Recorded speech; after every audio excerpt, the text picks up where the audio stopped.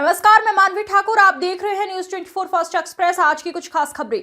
राष्ट्रीय मानसिक स्वास्थ्य कार्यक्रम जिला स्वास्थ्य समिति सहार औरैया के द्वारा आंगनबाड़ी एवं आशा कार्यकर्तियों को जानकारी दी गई और बताया गया कि आपके क्षेत्र में मानसिक रोग से ग्रसित व्यक्तियों को जनपद औरैया में जिला चिकित्सालय के ओपीडी कुछ संख्या 27 में प्रत्येक सोमवार, बुधवार एवं शुक्रवार का उपचार एवं मन कक्ष में संबंधित मरीज की आवश्यकता अनुसार काउंसलिंग तथा साइकोथेरेपी की सुविधा उपलब्ध कराई जाती है। जैसे मरीज को मानसिक रोग के लक्षण तनाव, चिंता, घबराहट, काम में मन न लगना, अवसाद होना, अत्यधिक दुखी रहना, चिड़चिड़ा रहना, आत्महत्या के विचार आना, किसी वस्तु या व्यक्ति को बार बार छूने का विचार आना अथवा माँ बाप के प्रति गंदे विचार आना, बेहोशी, मिर्गी, याददाश्त का चला जाना एवं इस प्रकार की अन्य बीमारियों के बारे में आशा एवं आंगनबाड़ी कार्यकर्तियों को जानकारी उपलब्ध कराई गई, जिसमें मुख्य रूप से उपस्थित रहे सहार ब्लॉक प्रमुख ऋषि सिंह, बीडीओ सहार, उप मुख्य चिकित्सा अधिकारी doctor Rakesh Singh, doctor BP Shakya, सामुदायिक स्वास्थ्य केंद्र प्रभारी डॉक्टर जितेंद्र सिंह, शिवांगी तिवारी आदि स्वास्थ्य कर्मचारी उपस्थित रहे।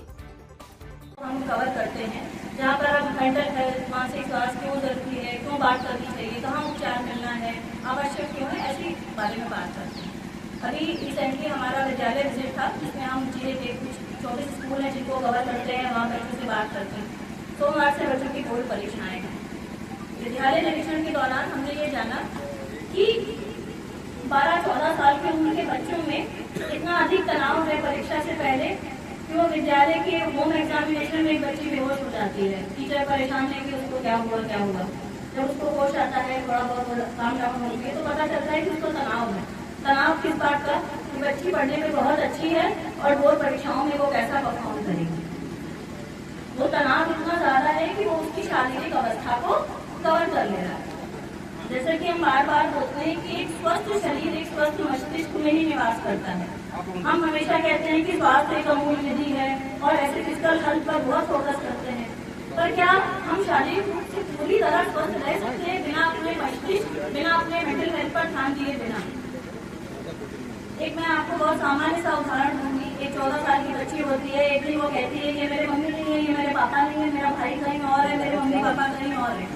जब माता पिता परेशान होते हैं उसे मनोरोग विशेषज्ञ के पास ले जाते हैं। हम आम भाषा में कहते हैं अरे भूत प्रेत जादू टोना है, बाबा के पास ले जाओ, तांत्रिक के पास ले जाओ, झाड़ा लगाने ले जाओ। उसको जब डॉक्टर के पास लेकर जाते हैं, डॉक्टर जब एनालिसिस करता है, थेरेपी और काउंसलिंग होती है, तो उसे पता चलता है कि बच्ची बहुत अधिक तनाव में है और उस तनाव की वजह से उसने अपनी एक ऐसी काल्पनिक दुनिया बनाई है जिसमें उसने ये मानने से मना कर दिया कि ये मेरे मम्मी है, ये मेरे पापा है और ये मेरा भाई है। क्यों? क्योंकि पेरेंट्स की तरफ से बच्चे को प्रेशर इतना ज्यादा है, इतना परफॉर्म करना है, ये बनना है, पड़ोसी के बच्चे ने इतना परफॉर्म कर दिया, उस रिश्तेदार के बच्चे ने ये रैंक लिया है, उसने इस इंस्टीट्यूट में एडमिशन ले लिया। तो इस पूरे तनाव से निपटने के लिए उसने अपना एक इमेजिनेटिव वर्ल्ड, काल्पनिक दुनिया बनाई जिसमें उसने ये मान लिया कि ये मम्मी नहीं है, ये बहुत टेंशन देती है, ये मेरी मम्मी नहीं है, ये मेरे पिताजी नहीं है और ये मेरे भाई नहीं है। अब ये सीरियरिटी बढ़ेगी तो कहाँ जाएगी? वो बच्ची अपनी पूरे जो सामाजिक दुनिया है उससे डिटैच हो गई। ऐसे जन्म लेते हैं जो साइकोलॉजिकल डिसऑर्डर्स होते हैं। हम बात क्यों करते हैं इनके बारे में? क्योंकि यहाँ कोई भी व्यक्ति ऐसा नहीं होगा, अगर मैं पूछूं, वो कहते हैं कि मेरे जीवन में तनाव नहीं है। तनाव आपके अंदर है, पर तनाव जिन चीजों से उत्पन्न होता है वो बाहरी दुनिया में है, जिन्हें हम स्ट्रेसर्स कहते हैं।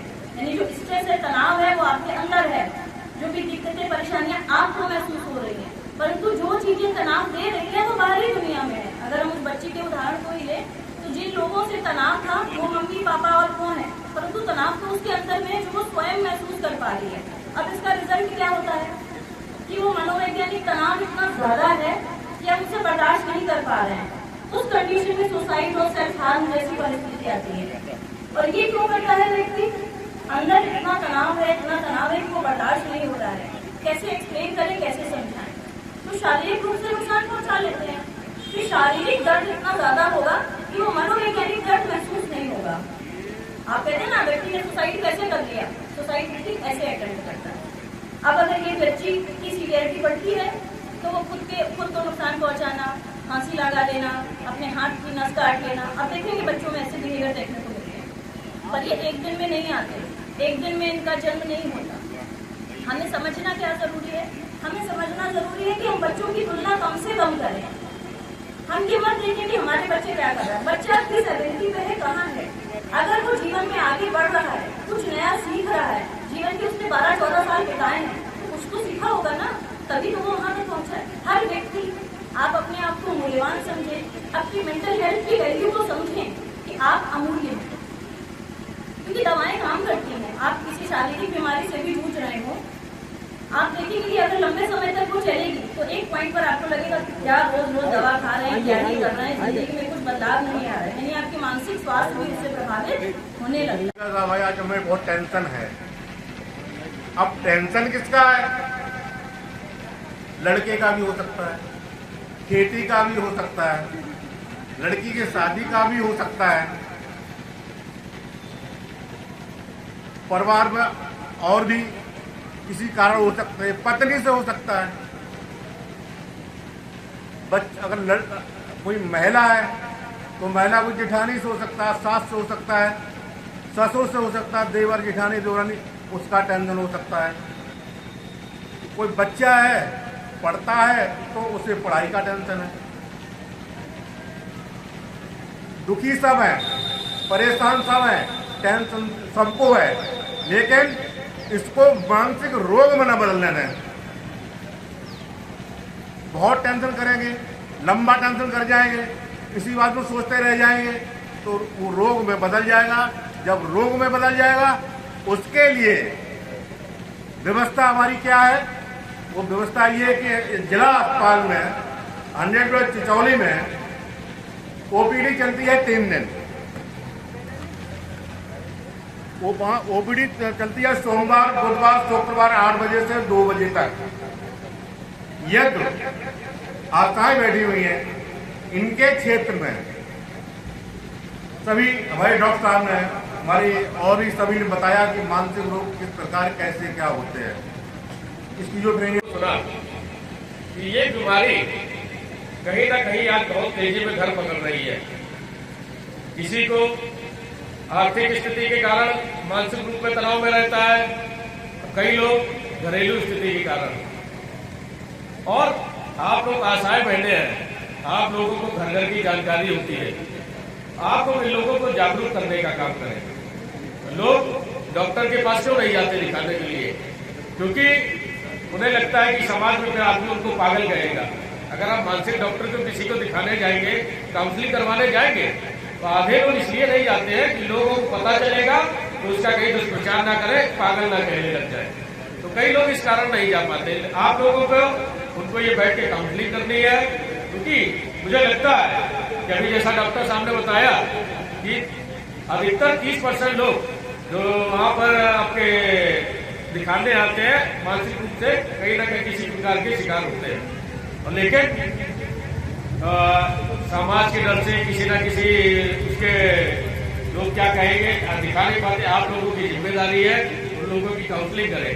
और आपको जैसा भी एक पर्चा दिया डॉक्टर साहब यहाँ से बांटा गया कि सामुदायिक स्वास्थ्य रहित मल में प्रत्येक माह के प्रथम गुरुवार, द्वितीय गुरुवार को दिव्यापुर सीएचसी में, तृतीय गुरुवार को विदुना और चतुर्थ गुरुवार को आयाना। लेकिन हमारे साथ सीएचसी में नहीं कार्यक्रम है, तो क्योंकि हमारे पास जो शहर विकास शहर के लोग हैं, दिव्यापुर भी पास है और इधर वालों के लिए विदुना पास है। और ज्यादा दूर हमारा जो जिला अस्पताल वो भी ज्यादा दूर नहीं है। तो वहाँ पर जिला अस्पताल में 3 दिन सोमवार, बुधवार और शुक्रवार को डॉक्टर एक्सपर्ट टीम पूरी बैठती है। तो आप लोगों को जागरूक करें। और जो आपको ये कागज दिया गया है, इसमें नीचे जिला मानसिक स्वास्थ्य कार्यक्रम और यह के बाद जो एक टेलीमानस हेल्पलाइन नंबर दिया गया है 14416 14416। आप लोग इसमें भी कॉल कर सकते हैं, आपको इसमें भी जानकारी मिलने का कार्य होगा। ऐसे जो लोग जो डॉक्टर को दिखाने नहीं जाना चाहते हैं, तो इनकी ऑनलाइन हेल्पलाइन के माध्यम से लोगों की बात कराएं और लोगों को जागरूक करें। मानसिक स्वास्थ्य के महत्व को समझाना और उसे सम्मान चर्चा का विषय बनाना है। यह मानसिक स्वास्थ्य समस्याओं के प्रति समाज में जागरूकता बढ़ाने के लिए एक मंच प्रदान करता है। साथ ही मानसिक स्वास्थ्य सेवाओं की उपलब्धता और उनकी गुणवत्ता पर भी ध्यान केंद्रित करता है। इस दिन के माध्यम लोग मानसिक स्वास्थ्य की समस्याओं के प्रति संवेदनशील हों यही सरकार की मंशा है। हर खबर का अपडेट पाने के लिए बने रहिए न्यूज़ 24 फास्ट एक्सप्रेस के साथ।